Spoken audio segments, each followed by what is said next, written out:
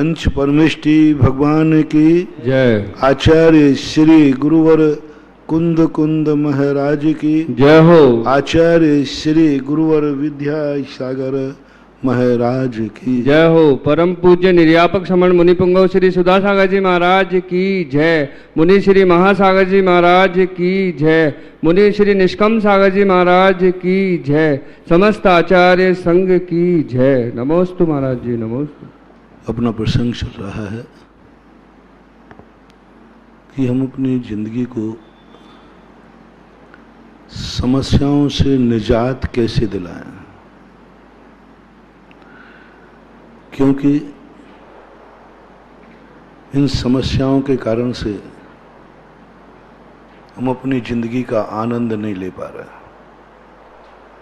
तो इसमें अपन ने कुछ इन बातों को समझने के लिए कुछ व्यवस्थाएं बनाई थी, शास्त्रों के आधार पर, नीतिज्ञों के आधार पर, समाजवादियों के आधार पर, विज्ञान के आधार पर। क्योंकि समस्याएं एक प्रकार की नहीं है। कुछ समस्याएं जो हैं हमें खुद सुलझाना पड़ेंगे,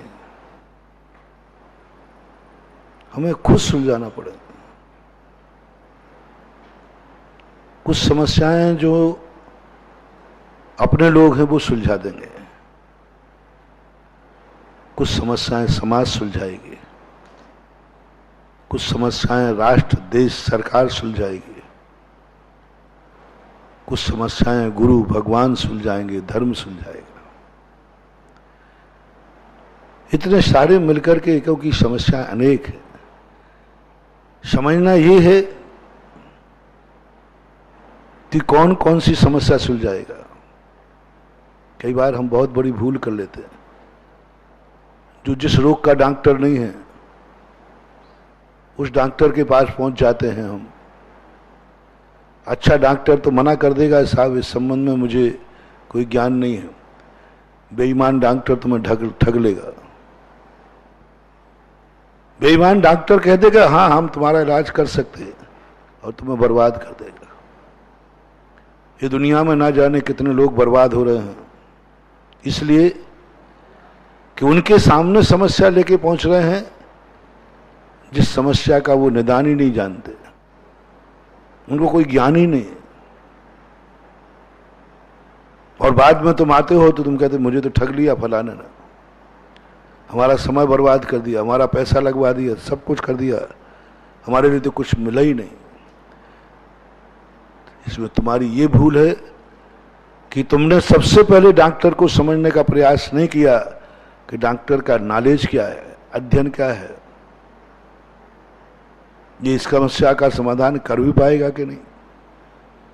तो ये बंटवारा हमें करना जरूरी है जिंदगी के लिए। अपन बहुत एक व्यवस्थित जिंदगी जीने के लिए कुछ व्यवस्थित सिद्धांत बना रहे हैं विगत दिनों से कि इस समस्या का समाधान किसके पास है।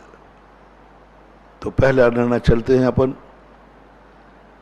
जो समस्याएं हम खुद निपटा सकते हैं,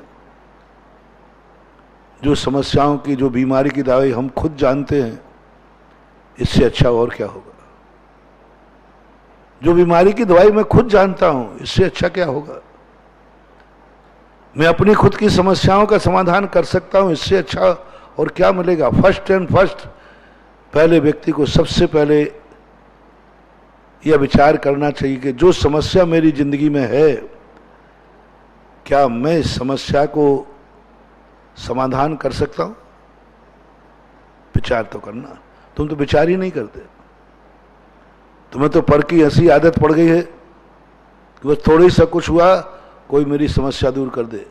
अरे भाई तुम खुद हो समर्थ, अभी देखो तो सही, 90% व्यक्ति स्वयं की शक्ति का उपयोग नहीं करता।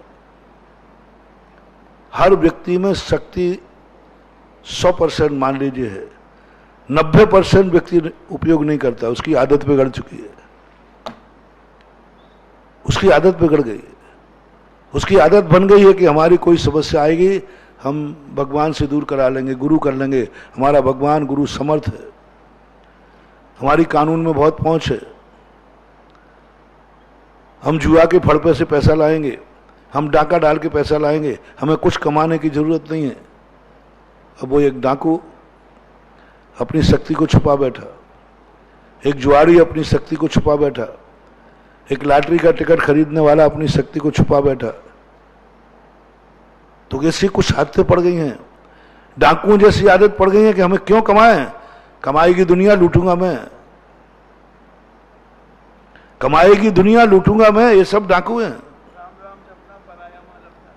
हाँ, राम राम जपना पराया माल अपना। एक फांसी फेंकूंगा, इंद्रप्रस्थ मुझे बनाने की जरूरत नहीं, मैं क्यों करूं इंद्रप्रस्थ बनाने की मेहनत। बनाएंगे पांडव, जीतेगा शकुनि दुर्योधन। ऐसी दुर्योधन बुद्धि वाले हैं, हम क्यों मेहनत करें। मेहनत ये करे, मेरा नाम तो साथ में हो ही जाएगा। मेहनत ये करे, हमें क्या पड़ेगा, बाद में मैं इसको हथिया लूंगा अपने गुंडागिर्दी के बल पर, 500 के बल पर। ऐसी नीति लोगों की बन जाती। अब ये व्यक्ति अपनी जिंदगी में बहुत शक्ति है इनमें, लेकिन कुछ नहीं कर पाए। कुछ लोगों को आदत बन गई कि मेहनत करने की जरूरत क्या, जब लॉटरी खोलने से पैसे करोड़पति बन जाते हैं। ये जिंदगी तुम्हें बर्बाद कर देगी। इसलिए मैं आज कहना चाहता हूं आपसे कि सबसे पहले इस बात पर विचार करो, तुम किसी भी परेशानी से घिरे हुए हो, पहले तुम सोचो क्या यह समस्या मेरे से सुलझ सकती है। लो, मैं कुछ समस्याएं बता रहा हूं, जो समस्याओं का समाधान दुनिया के किसी के पास नहीं है, भगवान के पास नहीं, गुरु के पास नहीं, कोई दुनिया के पास नहीं।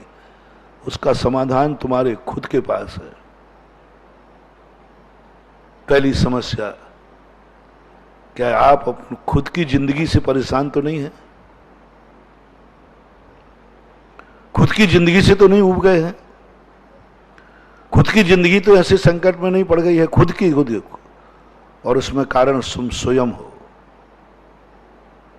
तुम्हारी भूल के कारण हुई है, तुम्हारी गलती के कारण हुई है, तुम्हारे प्रमाद के कारण हुई है, और वो तुम्हारी जिंदगी की खुद समस्या है। कोई नहीं सुलझा पाएगा, कोई नहीं सुलझा पाएगा, तुम्हें खुद सुलझाना है। जिंदगी को समस्या मत बनाओ, और बनाई है तो सुलझाने की औकात रखो, सुलझाने की औकात करो। जिंदगी एक समस्या है जिसका हमें समाधान करना है। आपके लिए कह रहा हूं, आपको जिंदगी समस्या बन गई है, उसका समाधान तुम्हें करना है। जिंदगी एक चुनौती है जिसे तुम्हें स्वीकार करना है। जिंदगी एक स्वप्न है जिसे साकार करना है। जिनको बन गई हो तो, और जिनको नहीं बनी उनके लिए नहीं कह रहा हूं।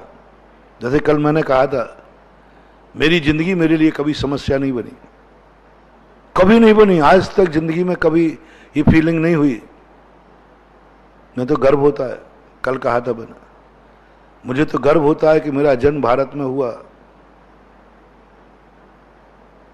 और मैं नियम लेता हूं, नियम लिया है, भारत की समस्या मैं नहीं बनूंगा और भारत मेरे लिए समस्या नहीं बनेगा, कभी नहीं बनेगा। भारत देश में कितनी परेशानी हो, कितनी दिक्कत हो, कैसा भी हो, हम भारत की कोई भी क्रिया का समस्या स्वीकार नहीं करेंगे।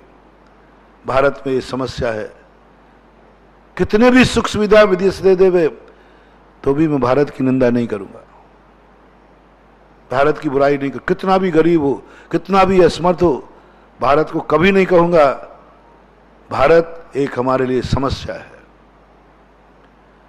काश में अमेरिका में होता तो ये समस्या नहीं होती, काश में रूस में होता तो मुझे ये समस्या नहीं होती, काश में विदेश में होता तो आज हमारे पास ये सब कुछ होता। जिनके मन में ऐसे भाव आते हैं, आज मैं अमेरिका में होता, आज मैं विदेश में होता तो कहां से क्या पहुंचता, क्या कर लेता, ऐसा भाव जिनको आ रहा है उनकी चर्चा कर रहा हूं। मुझे तो कभी भाव नहीं आता, मुझे तो भारत देश कभी समस्या बना नहीं। जो भी है, जैसा भी है, हमारा भारत देश महान है। वर्तमान कैसा ही रहा हो, अतीत तो हमारा सुनहरा था ना, भारत देश था, भविष्य पर सुनहरा हो जाएगा।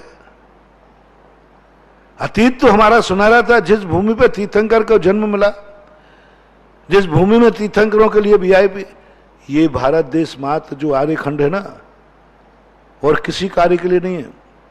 बाकी सब कार्य सब जगह होते, मिलेश खंडों में होते, मात्र आर्यखंड निश्चित किया गया है मोक्ष जाने के लिए। बस ये कार्य अन्य खंडों में नहीं होता, बाकी सब कार्य अन्य खंडों में होते। व्यापार, धंधा, रोटी, कपड़ा, मकान, आहार, भय, मैथुन, परिग्रह, चारों संज्ञाएं सारी दुनिया मिलेक्ष खंडों में होती, 3 लोक में सभी जगह होती है, पर सभी जगह से मोक्ष नहीं होता। संसार की हर क्रिया सभी दुनिया में सब जगह है, खाना पीना सब कुछ है, लेकिन मुनि नहीं बनते हर पर्याय से। हर देश में मुनि नहीं होते, वो आर्यखंड में कर्म भूमि पे ही होंगे, वृत्ति नहीं बनते, वो आर्यखंड में ही होंगे। महानुभाव, बहुत एक बार मैंने कहा था, तुम पहचानो कि आर्यखंड की महत्वता क्यों महाराज बता रहे हैं। ऐसा क्या है जो दुनिया में नहीं है, बस वो खोजना है अपन को। ऐसा क्या है जो दुनिया में नहीं है, खोजो। स्वर्ग खोज लो, स्वर्गों में क्या नहीं है। त्रियंच खोल लो, नरक सब देख लो, आपको ये 3-4 कार्य मिलेंगे जो 3 लोक में कहीं नहीं है। पहला कार्य मिलेगा, मोक्ष का रास्ता मात्र कर्म भूमि से जाता है, आर्यखंड से जाता है। दूसरा, मुनि आर्यखंड में बनते हैं, आर्यिका आर्यखंड में बनते हैं, हेलक शुल्लक प्रतिमाधारी आर्यखंड में बनते हैं। जिनेन्द्र देव का मंदिर मात्र आर्यखंडी बना सकते हैं, और कोई नहीं बना सकता। आर्यखंड के अलावा कोई जिनेन्द्र देव का मंदिर नहीं बना सकता। ये विशेषताएं आर्यखंड में होती हैं, और जो विशेषताएं हैं उन्हीं के लिए मेरा जन्म हुआ। हमने पूर्व भाव में ऐसा परिणाम किया होगा, हे भगवान, 3 लोक में अपन जन्म लेके आए, और वहां करते समय अपन ने भाव किया हो, हे भगवान, कैसे देश में जन्म दे दिया, यहां से मोक्ष का रास्ता तो बंद है।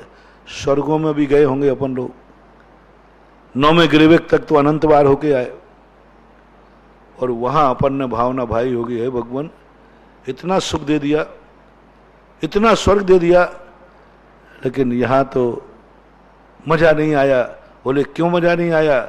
बोले यहां मोक्ष का दरवाजा बंद है, यहां से मोक्ष नहीं होता, यहां कोई मुनि नहीं बन सकता, कोई प्रतिमा नहीं ले सकता, कोई जिनेन्द्र देव का मंदिर नहीं बना सकता।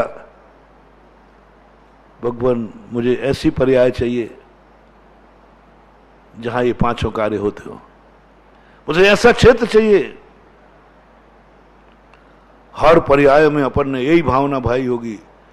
तब कर्म ने कहा, ये 5 कार्य करना चाहता है, इन 5 कार्य करने के लिए तो मात्र आर्यखंड ही समर्थ है। कर्म ने हमारी सुन ली। देखो तो सही, हम कितने पुण्यात्मा हैं। ये कर्म अच्छों की नहीं सुनता।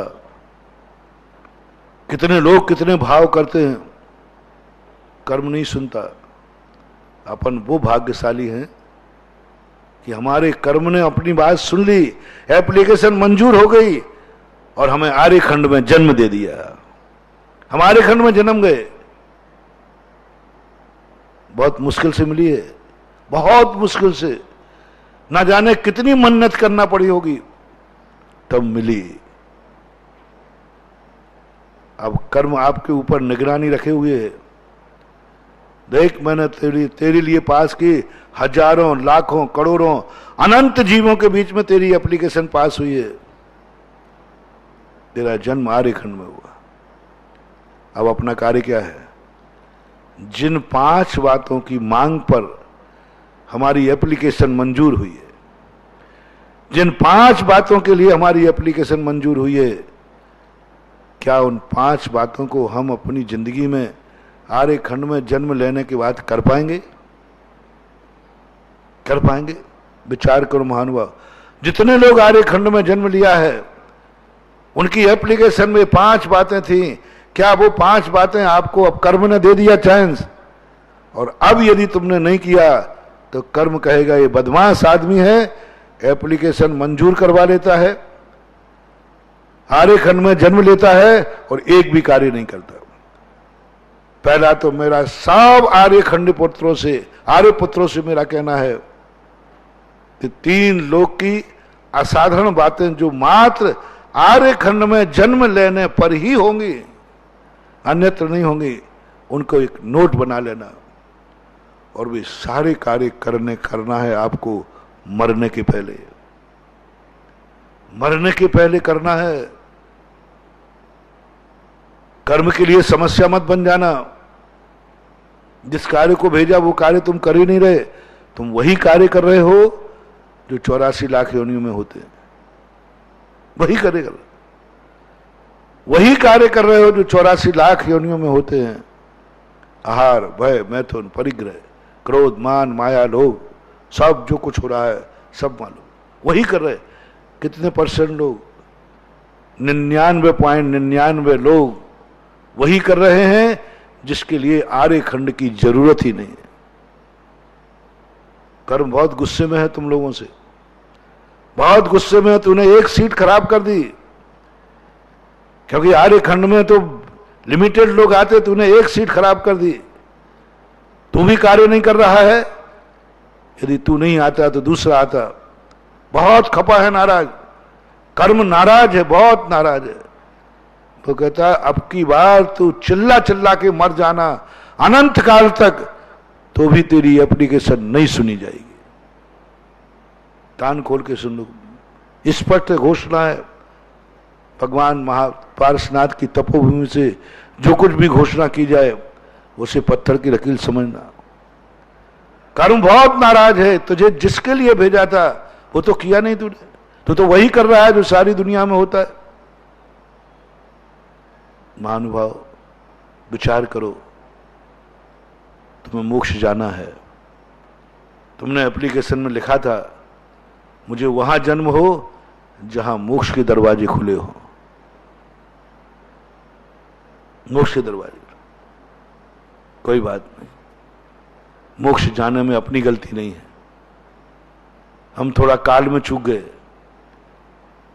तो हमारा काल झारखंड में जन्म हुआ, लेकिन मोक्ष का दरवाजा। अब बचा दूसरा काम। एक काम तो खारिज हो गया, चल जाएगा।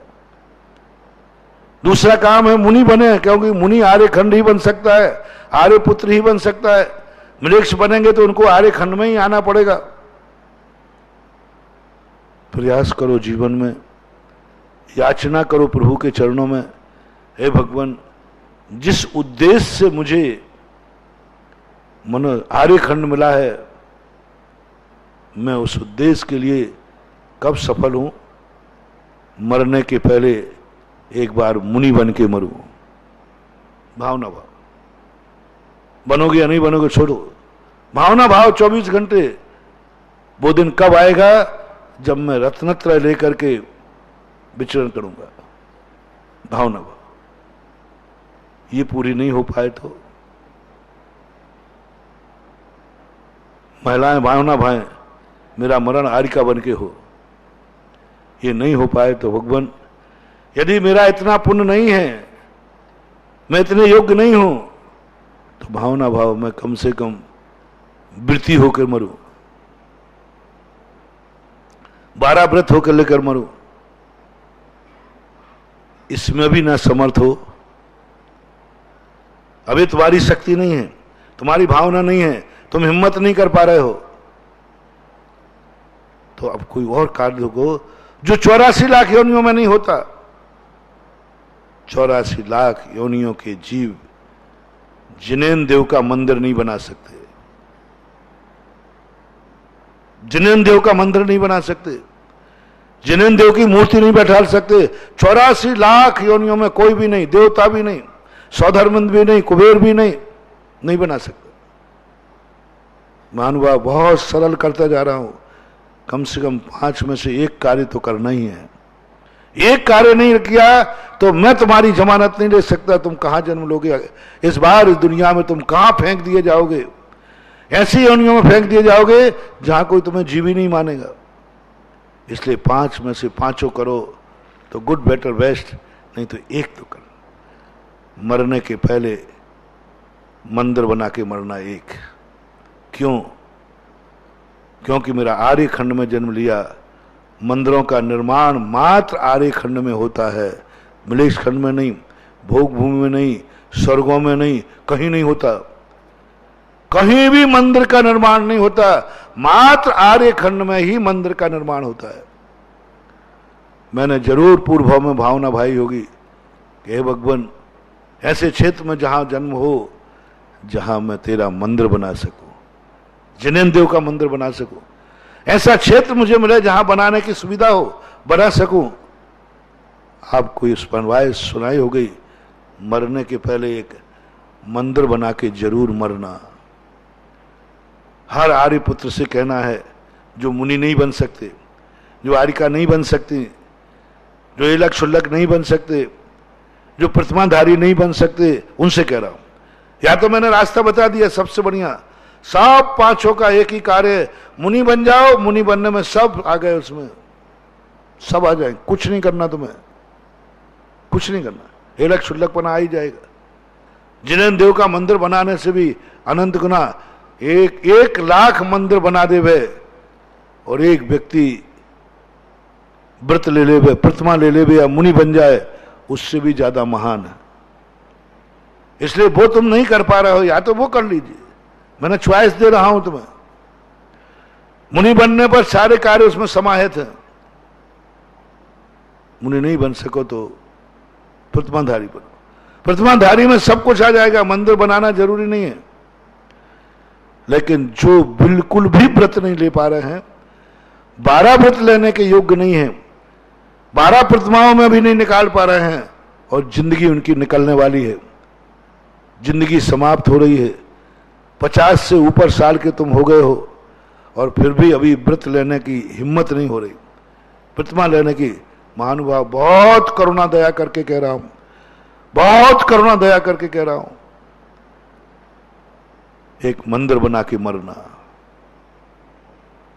मंदिर बना के मरना। भावना भाव अपने व्यापार में, हे भगवान, मेरा आर्य खंड में जिस कार्य के लिए जन्म हुआ था, उसमें तो मैंने एक भी कार्य नहीं किया। अभी हर व्यक्ति सोचे, विचार करे कि मेरा जिस कार्य से कर्म ने जन्म दिया था आर्य खंड में, उनमें से तो अभी मैंने एक भी कार्य नहीं किया। व्यापार करते समय करो, भगवान इस व्यापार से इतनी इनकम हो जाए कि मैं किसी तीर्थ क्षेत्र पर एक मंदिर बना सकूं। मान लीजिए यह भी नहीं कर पाया आप, महाराज नहीं है औकात मेरी, मेरा धंधा, मेरा व्यापार, मेरी कुवत, मेरा पुण्य नहीं है महाराज। मैं अपने रहने को मकान नहीं बना पा रहा हूं, मंदिर क्या खाक बनाऊंगा। महाराज नहीं है इतने, बहुत सारे लोग इतने पुण्यवान नहीं हैं कि वो अपने घर गृहस्थी चलाने के बाद भी मंदिर बना देवे। और आजकल मंदिर कोई सस्ते नहीं बनते, उसमें भी आचार्य श्री आप जैसे महाराजों के आशीर्वाद से बनाऊं तो महाराज हम तो पूरी जायदाद बेचते, तो आपकी इच्छा के अनुसार मंदिर नहीं बना पाऊंगा। हाँ, कई लोग बड़े परेशान हैं हम लोगों से, आचार्य से हम लोग, उनकी भावना है, कई लोगों की भावना है, करोड़ों करोड़ रुपया लेके घूमते हैं पीछे, 1-8 करोड़ की तो गिनती नहीं है। 1-1 करोड़ वाले मंदिर बनाने वाले तो बहुत घूमते हैं, 10-50 तो मेरे पास ही है। लेकिन आचार्य पास जाए तो भी मेरे पास है, इतने में मंदिर 10-5 करोड़ के नीचे मंदिर ही नहीं बनता। हम लोगों के आशीर्वाद से, मेरे आशीर्वाद से इतना तो लगेगा लगेगा। अब तुम कहते महाराज जी 1 करोड़ तो बहुत मुश्किल से हुए, और आप कह रहे हो 5 का बनाऊं, मैं क्या करूं? नहीं बना पा रहा है। मैं अपना रेट कम करने वाला हूं नहीं, क्योंकि मैं तो ये चाहता हूं मंदिर बने, तुम्हारे ऊपर जाने के बाद भी हजारों साल तक वो ध्वजा फहराती रहे।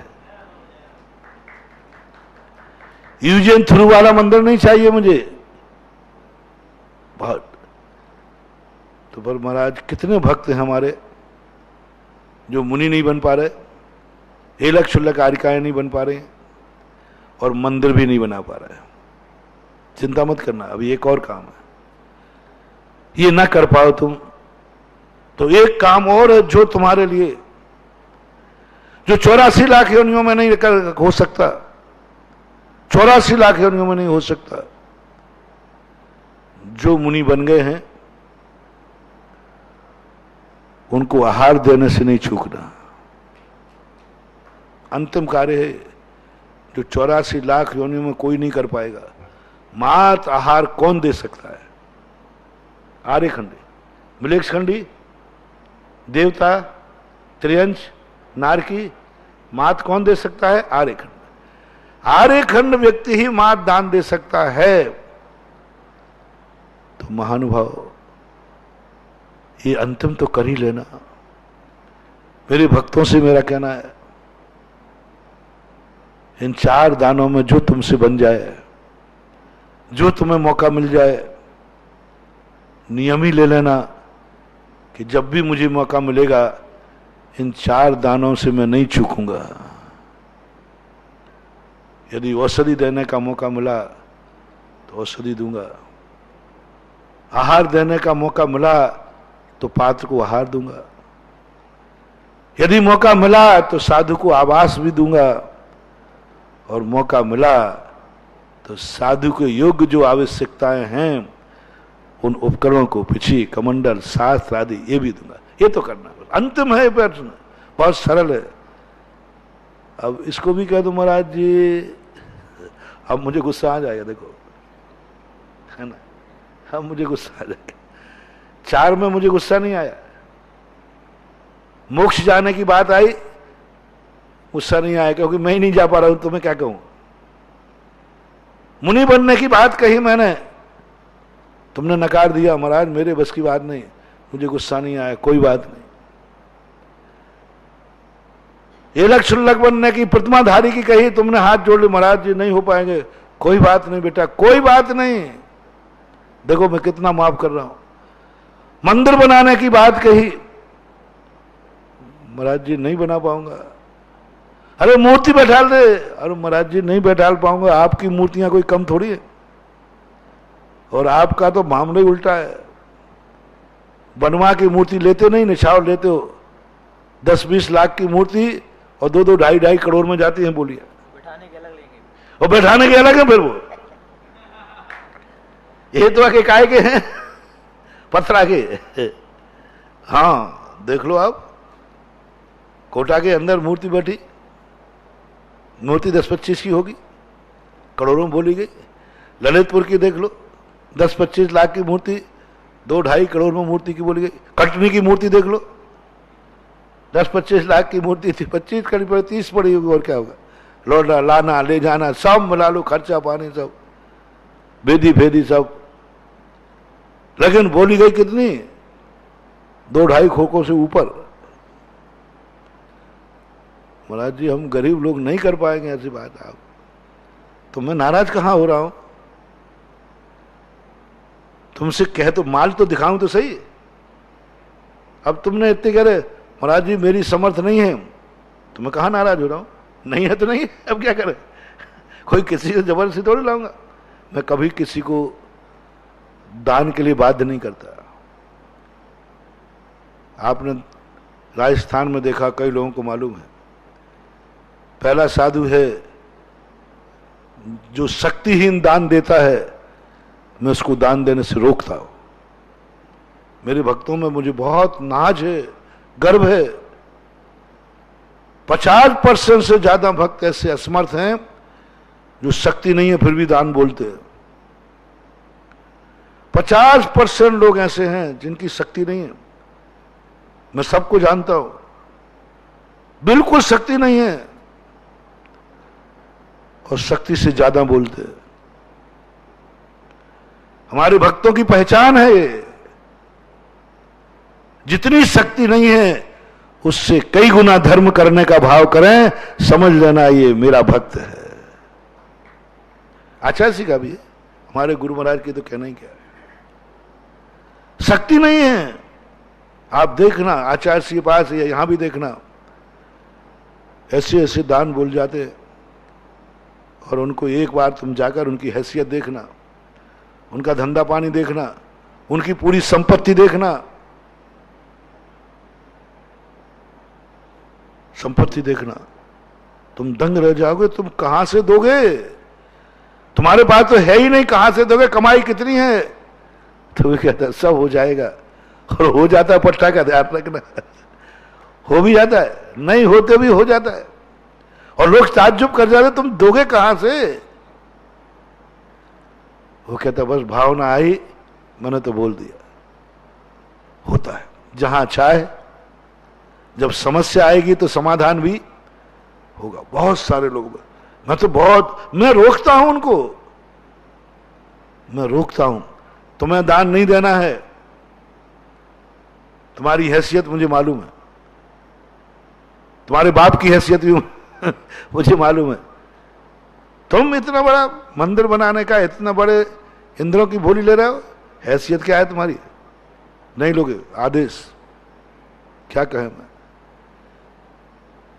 जैसे ही मैं मना करता हूं, उनकी आंखों से 64 धार लग जाती आंसुओं की।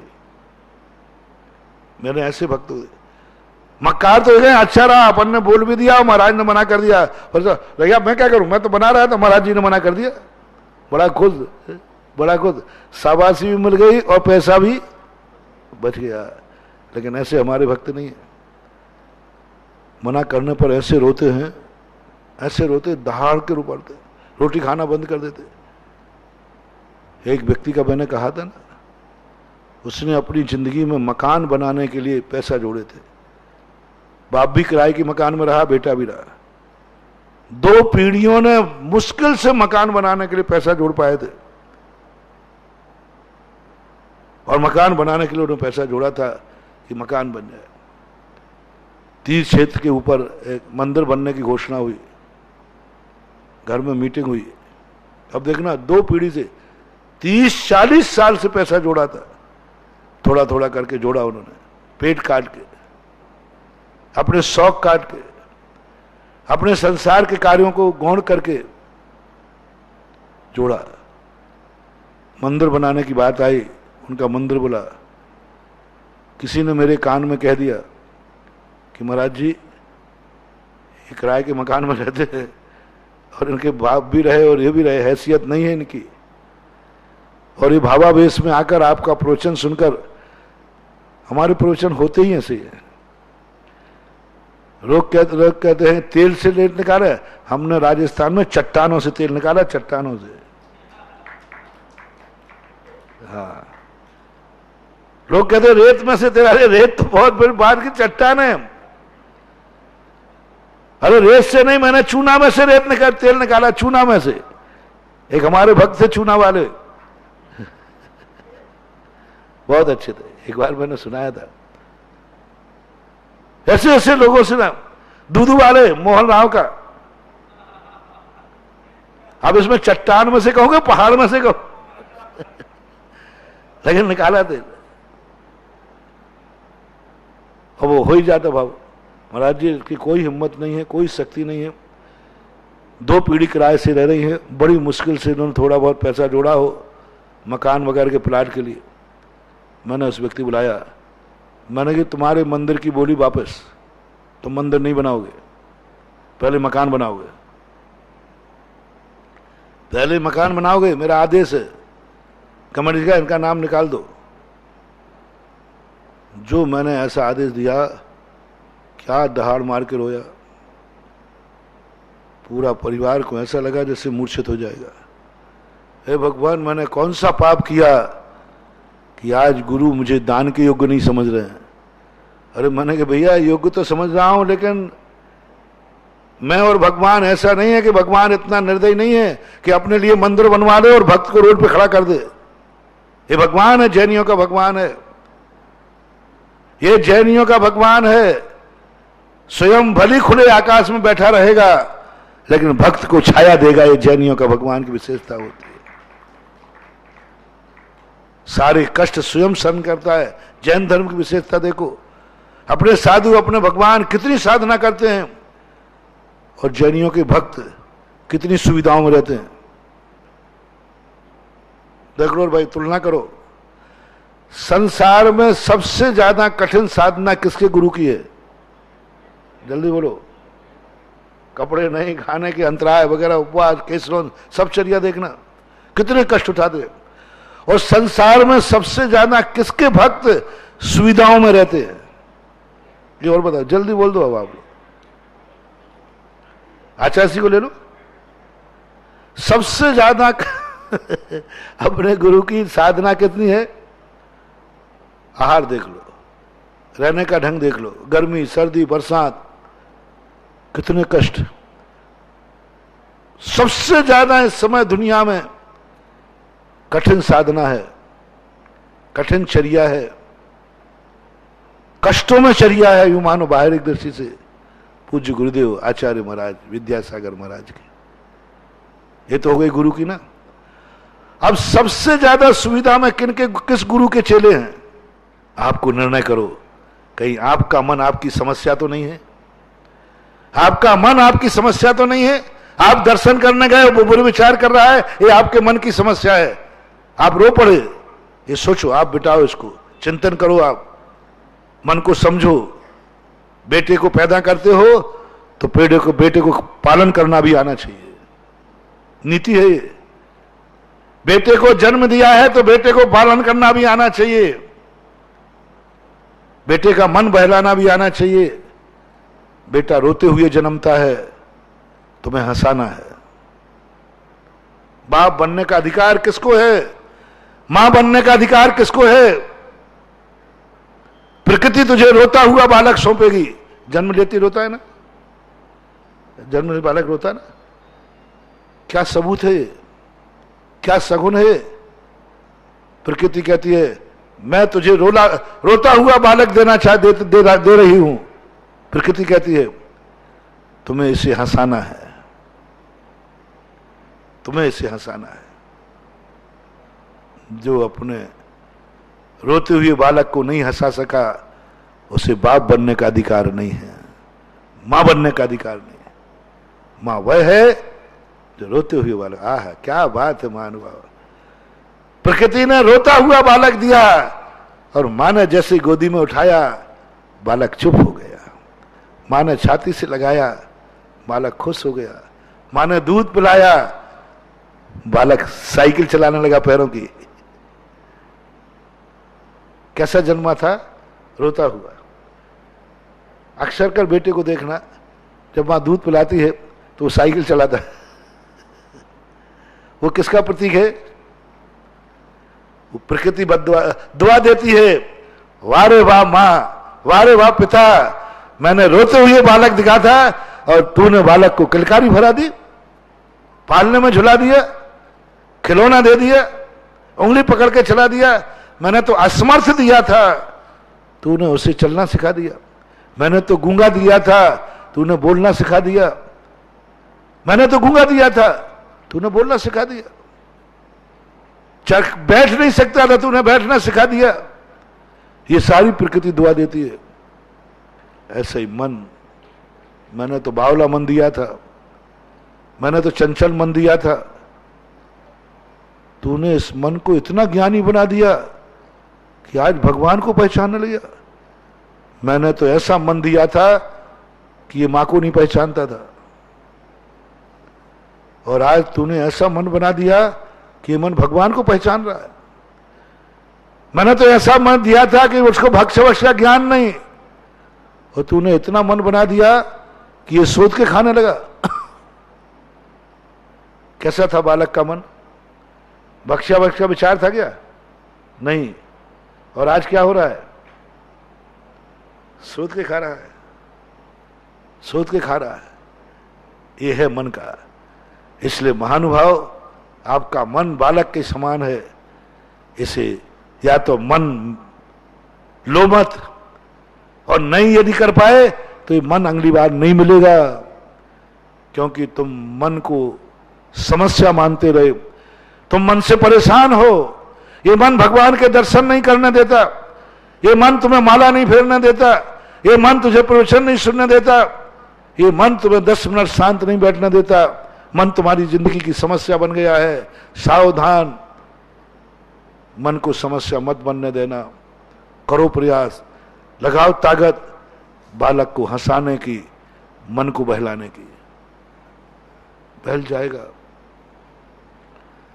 बालक ज्यादा थोड़ी सी कला चाहिए, बालक ज्यादा मांग नहीं करता, मन की ज्यादा मांग नहीं है।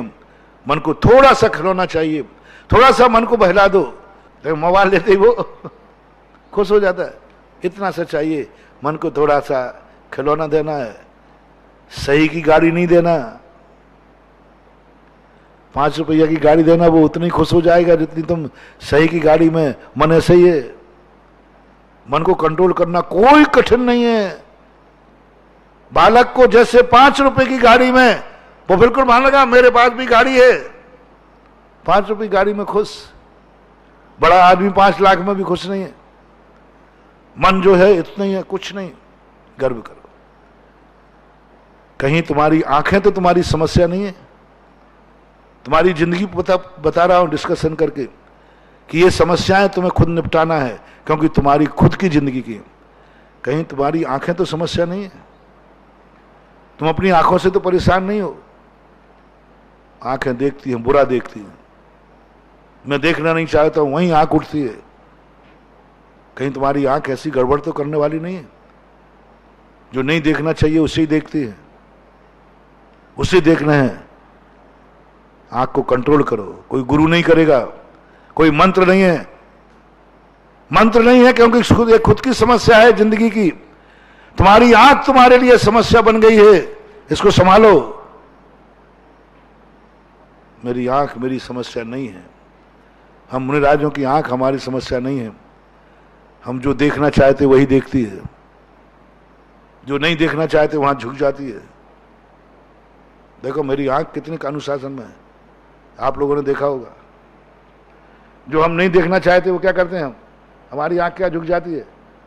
और जो तुम्हें नहीं देखना चाहिए तुम्हारी आंख क्या करती है, झूठ बोले का हुआ काट है। जो नहीं देखना चाहिए उसे छुप के देखेगा जाता है। और महिला होगी तो घूंघट में से देखेगी, पुरुष होगा तो छुप करके देखेगा, लेकिन देखेगा। आंख मानेगी नहीं। आंख पर कंट्रोल करो, आंख की समस्या निपटाओ। देखो हम लोगों की आंख से 1 मिनट के दे नहीं, ये नहीं देखना, आंख झुक जाती है तुरंत। अपने आप पता ही नहीं चलता कब झुक गई, अपने आप झुक जाती है। और यहां देखना है, देख भगवान की मूर्ति है। हमें अपनी आंखों पर गर्व जब होता है, आंखों पर गर्व करो। समस्या मत बनाओ आंखों को, कोसो मत आगे को। चलते हुए एक चींटी कुचल गई, मेरी आंखें फूटी थी क्या? देखो चींटी, एक कोसना है। आंख को इतना सावधान करो, जब भी कोई चींटी को पैर उठाता हूं मैं, और रखने वाला था, आंख से चींटी दिख गई, पीछे पैर कर लेता हूं। मैं आंख को 100 बार धन्यवाद देता हूं। मेरी आंख कितनी अच्छी है, चींटी को भी देख लिया। मेरी आंख कितनी अच्छी है कि एक हत्या होने से बचा लिया। किसने बचाया? आंख नहीं होती तो वो चींटी मर गई। कितनी बड़ी आंख है हम लोगों की। आंख की देखो कीमत। हमारी आंख समस्या नहीं है, हमें आंख पर बहुमान है, गर्व है। हमें कितने जीवों की हत्या होने से आंख बचाती है, आंख बचाती है। मुझे आंख पे गर्व है। मुझे आहार देखने, अभक्ष खाने से बचाती है। मुझे आंख में गर्व है कि मेरी आंख भगवान को देखते ही अपलक फड़ी रह जाती है। अपलक आंख भगवान की मूर्ति भर सामने आ जाए, फिर आंख झपकने का नाम नहीं लेती, देखती रहती है। मुझे उस समय गर्व होता है जब मेरी आंख भगवान का दर्शन करती है, जब जीवों का दर्शन करती है, जब ऐश्वर्य समिति करती है, जब ईर्ष्या समिति पालती है। आंख तुम्हारी समस्या ना बन जाए, कहीं ये आंख तुम्हारे लिए जीवों की हत्या ना कर डाले, कहीं ये आंख से वह ना देख डाले जो तुम्हारी जाति को, कुल को, धर्म को कलंकित करता हो। ऐसी आंख ना देख ले वे। यदि ऐसी वस्तु की तरफ आंख उठ रही है जिस पर कुल, जाति, धर्म सब कलंकित हो जाएंगे, समझ लेना आंख तुम्हारी समस्या है। ये आंख तुम्हें खतरे में डालेगी। ऐसे ही कानों में, ये कान तुम्हारे लिए समस्या तो नहीं है। कई बार कहते पता नहीं कान कहां के मिले, ये गंदी बातें सुनने में आ रही हैं। नहीं, मेरे कान बहुत गर्व है कान में। मेरे कान कभी कोई गंदी बात सुनते ही नहीं, और मेरे कान में तो एक रिफाइनर मशीन लगी है, कितना ही गंदा डालो मुझे तो वो अच्छा ही सुनाता है। आप भली गाली दोगे, लेकिन जब मुझे सुनाएगा कान तो वो कहेगा गाली नहीं दी है उसने। ये तो कह रहे हैं कि मूर्ख कहा है आपको। नहीं, हमारा कान कहता है रिफाइन मशीन लगी है। मूर्ख नहीं कहा, इन्होंने मां ऊ राखा, इसने बीजाक्षर दिए हैं, मां नाम का बीजाक्षर, ऊ नाम का बीजाक्षर रा, और ये तो आप पूछ मानते हो। हाँ, कानों में एक मशीन लगा दो, कोई गाली भी देगा तो वो मंत्र बन जाए, फिर देखो ये कान समस्या नहीं बनेंगे, मुख समस्या बन जाए। मुंह से ऐसी बात निकल गई कि सामने वाला लड़ने आ गया, एक मुंह से समस्या निकल गई, सारा परिवार संकट में पड़ गया, महाभारत खड़ा हो गया। द्रौपदी का मुख समस्या बन गया। कितने लोग हैं जिनकी वाणी समस्या बन जाती है। वाणी समस्या बनती है कि नहीं? एक शब्द निकल गया, ले साहब आफत हो गई, हंगामा खड़ा हो गया। महाभारत किसकी देन है? मां समस्या बन गई, पूरे पांडवों के लिए समस्या बन गई, द्रौपदी की जिंदगी के लिए समस्या बन गई ये मुंह। महानुभाव, इस गले को निकली हुई आवाज कहीं तुम्हारे लिए समस्या तो नहीं बन रही है? ये समस्या भगवान नहीं निपटाएंगे, गुरु नहीं निपटाएंगे, ये समस्या स्वयं को ही निपटाना है। स्वयं ही ये अपने आप के गले को, अपने आप को ऐसा बनाओ कि मेरे मुख से जो भी निकलेगा वह लोगों को धन्य धन्य कर देगा, चारों तरफ धन्य का वातावरण बनेगा। और मेरे शब्द सुनने से कोई को लोग मुख चंद्र ते अमृत झरे, छेड़ालाकार ने कहा, ऐसा है, मुख चंद्र से अमृत झरे। ऐसा कोई आवाज निकले जो आवाज निकलते चारों तरफ लोग तरस जाए तुम्हारे दो शब्द सुनने के लिए। दुनिया के कान, मेरा गला तो मुझे समस्या कभी नहीं बना, मुझे कभी नहीं बना, मुझे तो बहुत अच्छा है। मैं तो गले को शाबाश देता हूं, तेरी बदौलत है जो 1.5 घंटे बोल रहा हूं। गला नहीं होता तो क्या कर लेता है? कुछ नहीं करता। समय आपका हो रहा है, फिर भी आपके पास अभी और भी साधन है। अभी मन का हो गया, इसका हो गया, अब हाथों का ले लो। ये हाथों से कई लोग हाथ छोड़ते, हाथ फोड़ते हैं ऐसे, मेरे से ऐसा काम क्यों हो गया, मैंने किसी का गला दबा दिया, मैंने किसी को ये कर दिया। नहीं, ये हाथ समस्या तो नहीं है, मेरे हाथ तो मेरी समस्या नहीं है। मुझे तो इन हाथों पर जगन्नाथ नजर आता है। प्रभु ने 2 कर दान दिए, मन वांछित वस्तु प्रदान किए। इन हाथों को जगन्नाथ कहा जाता है। ये हाथ जगन्नाथ है। क्या कभी तुम्हें महसूस हुआ कि मेरे हाथ जगन्नाथ है? इन हाथों से न जाने कितनों का उपकार हुआ है, न जाने कितनों का कल्याण हुआ है। ये हाथ यूं देखने के लिए लोग तरसते हैं। हाथ उठ जाए, बोलो बोलो, ऐसा हाथ ठीक लग रहा है कि ऐसा? हाथ उठ जाए, सारा जगत धन्य हो जाए। कहां है मेरे हाथ समस्या?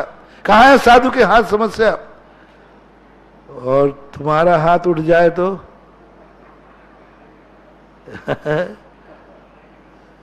अरे भैया ध्यान रखना, मेरा हाथ मत उठवा देना।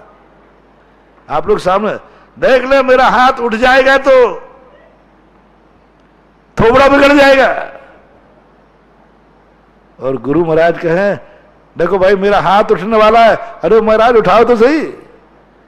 क्योंकि साधु का हाथ जब भी उठेगा यूं उठेगा, और तुम्हारा हाथ जब भी उठेगा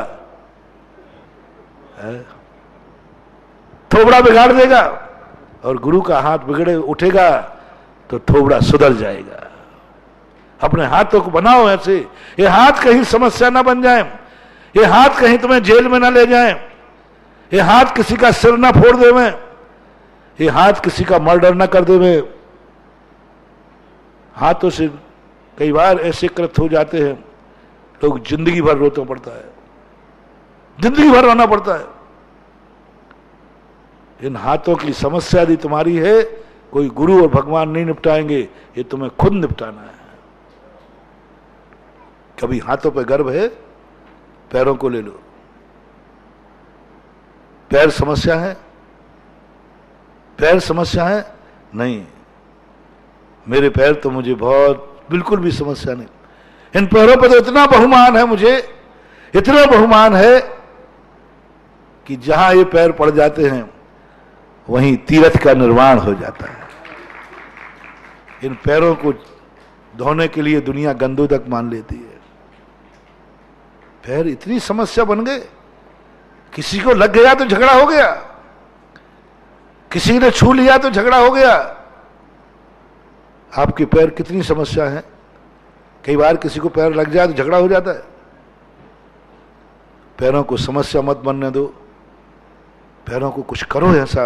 भगवान नहीं बनाएंगे, ये गुरु नहीं बनाएंगे, ये तुम्हें खुद पैरों को ऐसे करना है कि ये पैर के पास किसी को छू जाए तो वो धन्य हो जाए कि आज मुझे इनके पैरों ने छूने को मौका मिला। समस्या नहीं बनाओ, जहां पैर पड़े इन पैरों को चलने के बाद वो धूल को लोग माथे से लगाने के लिए तैयार हो जाए। पैरों को तो लगाएं, पैर जिस धूल को छुए वो रोज भी चमत्कारी बन जाए। तद पाद पंकज रजो मृत दिग्ध देहा मृत्या भवंति मकरद्ध जुद। ऐसे पैर भी समस्या बनेंगे क्या? ऐसे पैर समस्या बनेंगे जिन पैरों की धूल भी कोड़ियों के कोड़ दूर कर देती है। समस्या मत बनाओ इनको पैरों को। पेट को भी समस्या नहीं है। मैंने एक बार कहा था, पेट को तुम पापी पेट कहते हो, यानी पेट तुम्हारी समस्या है?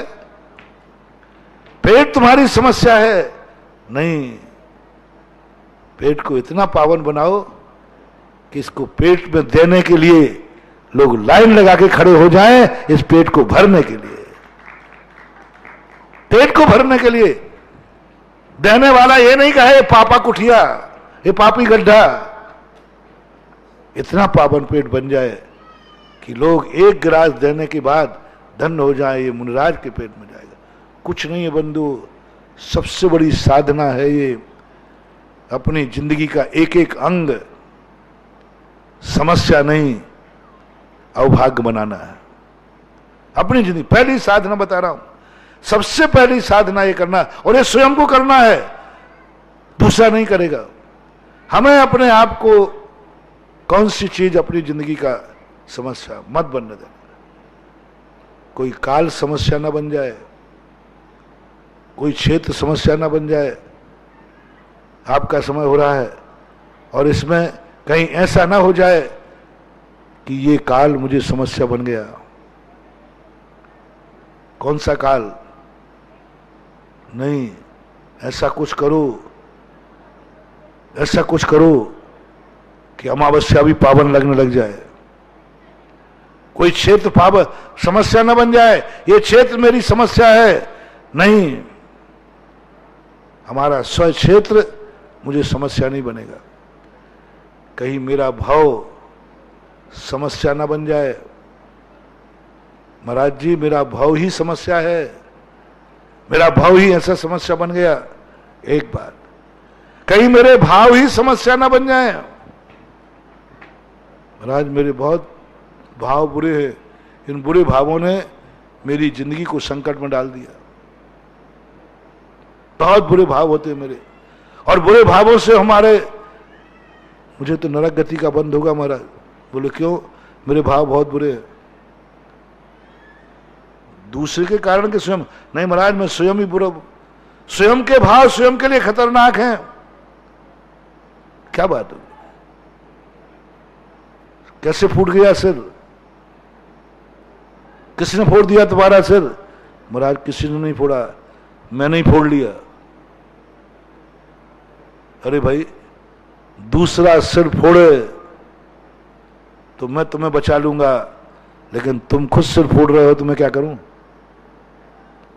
दूसरा फोड़े तो नमोकार मंत्र बचा लेगा, गुरु भगवान, तूने तो खुद सिर फोड़ लिया है।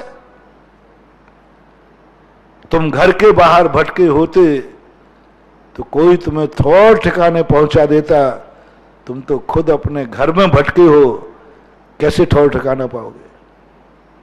बाहर भटक गए होते तो कोई तुम्हें ठिकाने बता देता, तुम तो घर में भटके हो। तुम तो अपने खुद भावों से अपने जिंदगी को समस्या बनाते जा रहे हो।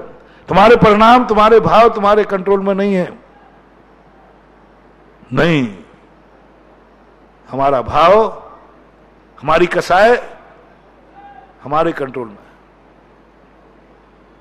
जिस दिन तुम ये गर्व कर लोगे मेरा भाव मेरी समस्या नहीं है, मेरे भाव जो भी होते हैं समस्या का समाधान करते हैं, स्वयं का और पर का, समस्या नहीं बनती है। मेरे भाव ऐसे होते ही नहीं जो मेरी समस्या बन जाए। दो दिन कब आएगा जब मेरी जिंदगी, मेरी इंद्रियां, मेरा मन, मेरा सब कुछ हमारे लिए बाधक नहीं बने, बल्कि गर्व का विषय बन जाए। तो आज का प्रवचन सबके लिए आज का प्रवचन मैंने बहुत बड़ा होमवर्क दिया। सब लोग अपनी डायरी में देखो, तुम खुद अपनी जिंदगी से कितनी समस्याओं से घिर चुके हो, और यदि तो तुम्हारी खुद की समस्या है तो खुद ही सुलटाने का प्रयास करना, और खुद ही परिणाम बनाना, और खुद ही विचार करना, आपको रास्ता मिलेगा। हमने रास्तों के भी संकेत किए हैं। अब आगे दूसरी समस्याएं हैं जो स्वयं की समस्याएं नहीं है, और किस किस की समस्याएं हैं तुम्हारी जिंदगी में, तुम किस किस से परेशान हो, चर्चा करेंगे, समाधान भी देंगे, रास्ता भी देंगे। महावीर भगवान की जय। बोली परम पूज्य निर्यापक समण मुनि पुंगव श्री सुधासागर जी महाराज की जय। समस्त मुनि संघ की जय।